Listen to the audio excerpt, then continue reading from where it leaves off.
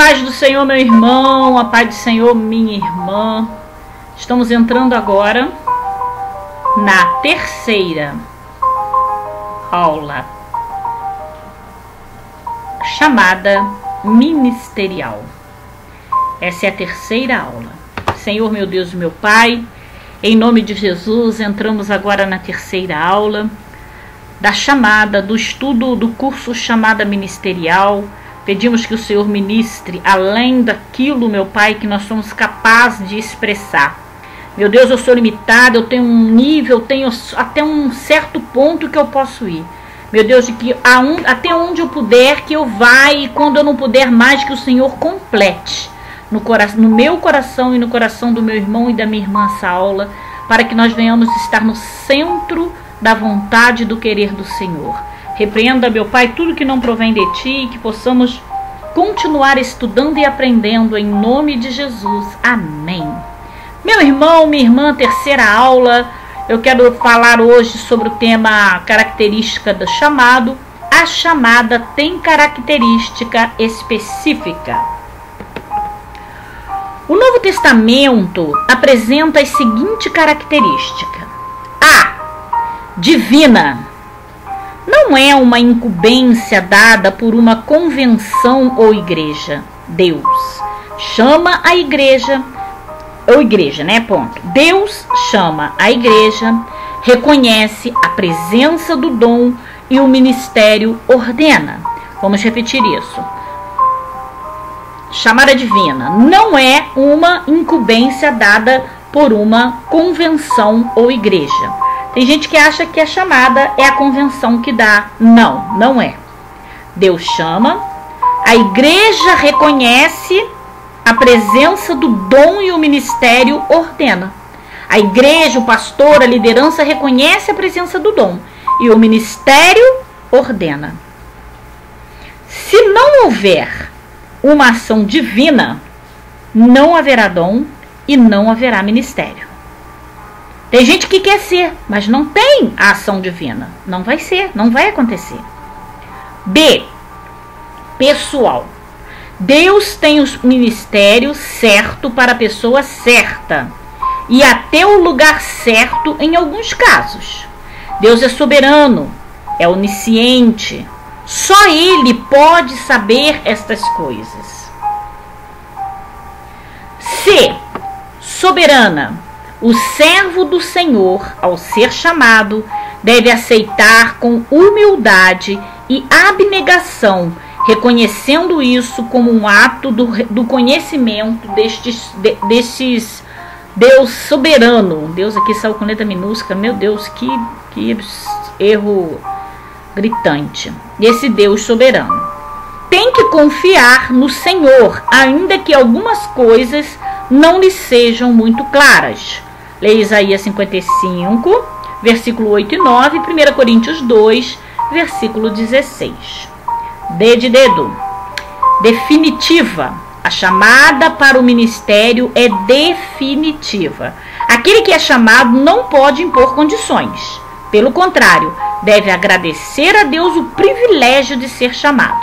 Lucas capítulo 9, versículos 57 a 62 e 1 Timóteo capítulo 1, versículo 12 a 13. Mas vamos fazer uma pequena pausa aqui, que eu gostaria de fazer uma aspa.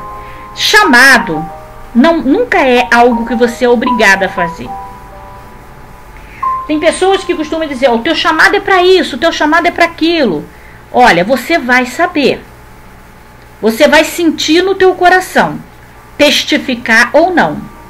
Se eu botar uma pessoa que tem chamado para intercessor de oração, para pregar, eu tô assassinando o chamado dela, daquela pessoa. Eu não posso interferir no chamado de Deus. Às vezes a gente vê líderes e pessoas que são, não, tu tem chamado para isso, tu tem que fazer. Não faça, não cometa esse crime espiritual. Cada um tem o seu chamado. Da mesma forma que uma pessoa que não tem um chamado não pode forçosamente querer ser aquilo, uma pessoa também que não tem o chamado não pode ser obrigada a fazer aquilo pelo qual ela não tem o chamado. Porque ela vai fazer a obra de Deus, vai fazer aquela área relaxadamente, e a palavra de Deus amaldiçoa aquele que faz relaxadamente. Então isso é algo muito sério. Só faça aquilo que o Espírito Santo te mostrar que é o teu chamado. Se tem gente que tem chamado para ser diácono, vai ser diácono o resto da vida. Tem gente que tem chamado para cantina, para poder tomar conta da igreja, para zelador, para liderança, para liderar jovem, para liderar criança. Vai fazer aquilo o resto da vida. Tem pessoas que têm chamado só para intercessão, vai ficar intercedendo pela igreja, e isso é um chamado importantíssimo, porque a coluna da igreja é a oração. Peço a Deus, tenho pedido a Deus que mande intercessores para o nosso ministério. Então, por favor, não force seus obreiros a fazerem aquilo que Deus não os chamou para fazer. E você que não tem um chamado, não se force a fazer aquilo achando porque é bonito, porque vê os outros fazer, se não for o teu chamado, porque há o perigo de fazer a obra relaxadamente e ser amaldiçoado. Amém? Vamos continuar. Métodos do chamado. A Bíblia registra a chamada de vários servos de Deus e vamos abordar esse assunto sobre dois aspectos. Método direto. Deus tem chamado homens de um modo direto. Entre esses, encontramos no Antigo Testamento Noé, Abraão, Isaías e Jeremias. No Novo Testamento, temos os 12 apóstolos de Jesus e também Paulo. Vejamos cada um individualmente. Vamos lá, vamos estudar cada um desses individualmente. Método direto, que Deus tem chamado, por métodos diretos. A chamada de Noé. O tempo de Noé era terrível, pois a sociedade estava corrompida à vista de Deus. A violência, a hostilidade, a pecaminosidade era um ambiente natural daquela época. Vamos abrir uma aspa aqui. Qualquer semelhança com a época de Noé e a época atual seria mera coincidência, um despertamento para a igreja estar pronta para o arrebatamento a qualquer momento. Em meio a esse ambiente conturbado, Deus chamou Noé, fechando aspas ali, voltando ao estudo, em meio a esse ambiente conturbado, Deus chamou Noé e deu-lhe ordem para construir a arca. A chamada de Noé era para construir.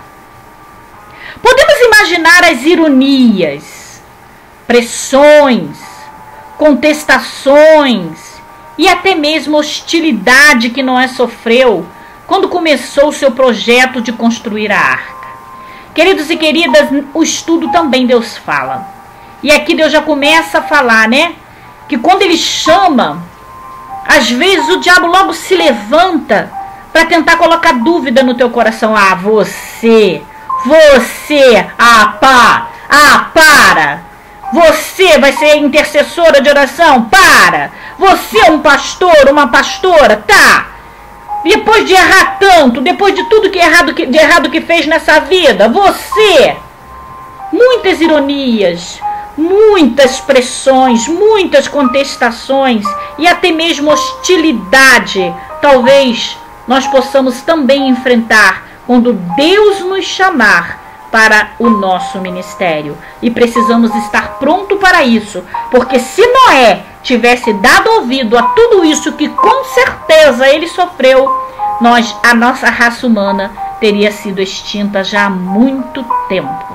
Mas Noé sofreu quando começou seu projeto de construção da arca. Certamente ele foi tido como louco, paranoico. Quantas vezes somos chamados de fanáticos, de louco? Já vai para a igreja com esse tempo? Você é louca, Quem nunca ouviu isso? Porém, Noé tinha plena certeza da sua chamada por Deus. Queridos e queridas, você precisa ter certeza da chamada de Deus na sua vida. Não deixa Satanás colocar dúvida no seu coração. Quando ele vier, manda ele bater em retirada pelo poder do sangue de Jesus, pelo poder do nome de Jesus. Gênesis capítulo 6, versículo 8 e 9 vai dizer: porém Noé achou graça diante do Senhor. Eis a história de Noé. Noé era homem íntegro, era homem justo e íntegro, e entre os seus contemporâneos, Noé andava com Deus. Queridos e queridas, para ter chamado, para ter ministério, para fazer a obra de Deus, tem que ser íntegro, tem que ser, tem que ter vida com Deus, tem que ser justo, tem que andar com Deus. Amém? Continuemos. Outro personagem chamado de Abraão. Outro personagem muito especial sobre o método direto. Só um minutinho, minha filha. Sobre o método direto foi Abraão. A chamada de Abraão era para deixar seu povo, sua cidade, olha só, seus parentes, amigos e até mesmo alguns bens e ir para a terra desconhecida. Aqui nós estamos vendo um outro tipo de chamada, uma chamada missionária, uma chamada evangelística. Hoje em dia os missionários querem tudo no maior conforto. Ah, vai me mandar para fora, eu quero ir de avião e eu quero pousar no hotel 5 estrelas. Ei, acorda!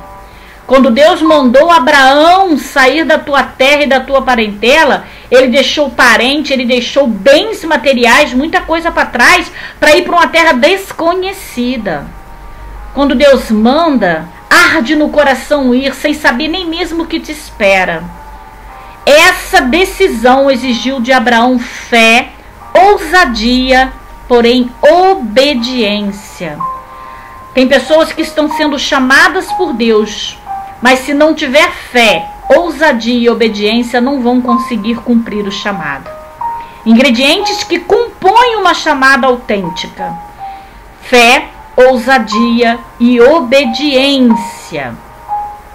Só a poderosa chamada de Deus poderia arrancar Abraão da sua terra e levá-lo em busca de outra. Às vezes, dentro do nosso chamado, nós fazemos coisas que consideramos, absurdas, ousadas, mas nós fazemos porque somos obedientes. Alguns homens consideram isso como uma aventura.